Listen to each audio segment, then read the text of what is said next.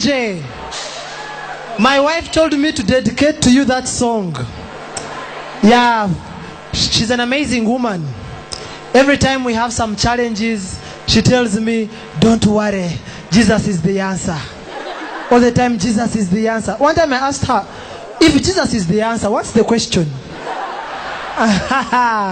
Wow. It's good to be in Kenya. I'll never forget the first time I came to Kenya. I'd come to visit my friend called Impasua Msonobari. He's a Swahili expert. I wanted him to translate some of my works in Swahili. Now, Impasua told me that in Kenya, Kenyans answer questions with questions. And I didn't believe him. So when the aeroplane KQ touched TAF, the first Kenyan I met, I asked him, is it true that Kenyans answer questions with questions? He looked at me and said, who told you? I gave up. Is it true? Now, Mpasua had told me to meet him at the museum. I never knew where the museum was. And that's how I got to know that actually, we all don't know how to give directions. I met a young boy, he was around 9 years old. And I asked him, where is the museum? The boy looked at me and said, I don't know. So as I was walking back, the boy called me in the most local way. Yeah, I knew that was meant for me because I'm a VIP. Very improved peasant. So I came back knowing that maybe the boy has remembered where the museum is. Instead, he showed me his friend and said, this is my friend, also don't know.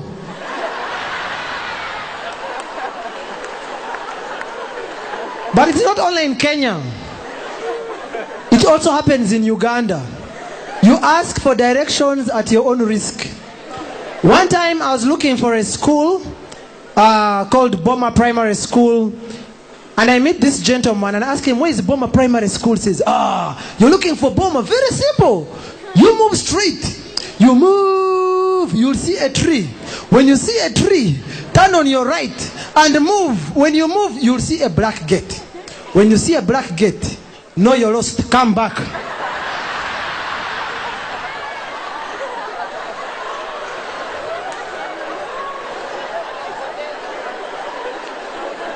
He wasn't the only one. So I successfully got lost. I looked for another gentleman. I asked him, where is Boma School? He said, oh, very simple, very simple. He was an elderly man. So he sat in the car, we drove, and he was talking a lot. So I reached a point and said, where is the school? He said, don't worry. So we reached a certain junction and he said, first stop. Have you seen this junction? I said, yes, don't forget it, we go. We moved. When we reached the trading center, he said, stop here. He moved out of the car and said, you remember the other junction? That's where the school is. He wanted a lift. Now, I thought it was only Africans who never knew how to give directions. Also Indians. I met an Indian. I was looking for the Central Police Station in Uganda. And I asked him, where's the Central Police Station? He said, looking for Central Police Station. Now what you do, you go left, right? And then turn left, right? Turn right, right? And then you turn left, right? And then you turn right, right? I said, right. I moved left, turned right, right? Turned left, right? By the time I finished, I was back to the same point where I was. I have suffered. Very interesting. I love Kenya because I have a sentimental attachment to it. I got my first beating because of this country. I remember I was in my primary 2, and then my teacher asked me, Pablo, if the first president of Kenya was Kenyatta, who's the first president of Zambia? I said, Zambiata. He caned me as if he had been hired. I think that man just didn't like me. Because he also doubled as our mathematics teacher. One time he asked me, Pablo, What is 25 plus 1? And you know, as a little boy, you reason like a child. So I added 2 plus 5 plus 1. I said 8. Lie down. He caned me as if he had been bewitched.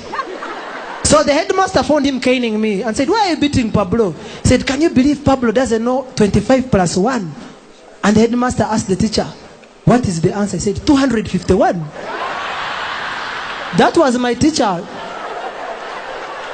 My headmaster looked at him and said, "You're very lucky. I thought you didn't know."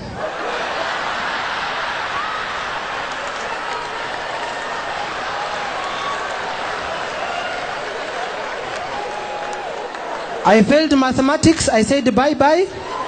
The only thing I can do is abacus. However, I've also realized that Kenyans are no longer friends with Americans. They are relatives.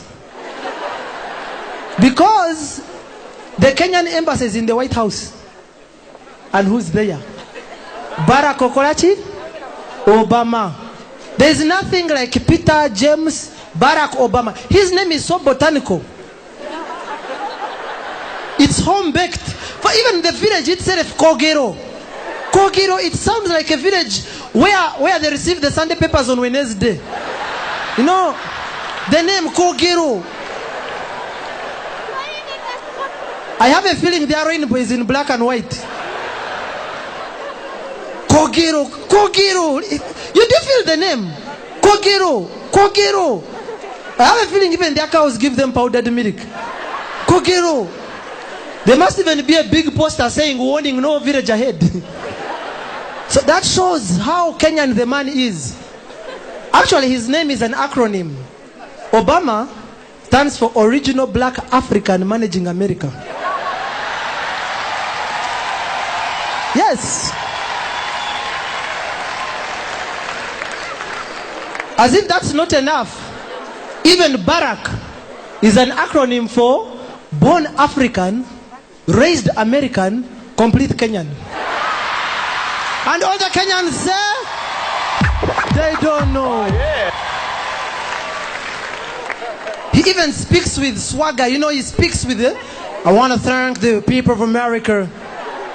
I want to thank my wife, Michelle. I pursue the lady. My daughter, Malaya, Sasha. You know, the man, him and his wife, Obama and Michelle, they are all told. They are so told that they can even see tomorrow. But if you want people who have suffered in this world, it's short men. Short people, we have suffered. Now imagine if there wasn't this platform. Some people are still fidgeting to see me. We have been stigmatized. They have called us all kinds of things. Short put, I can't see you. What are you up to? Briefcase, full stop. Shortcoming. Height defaulter.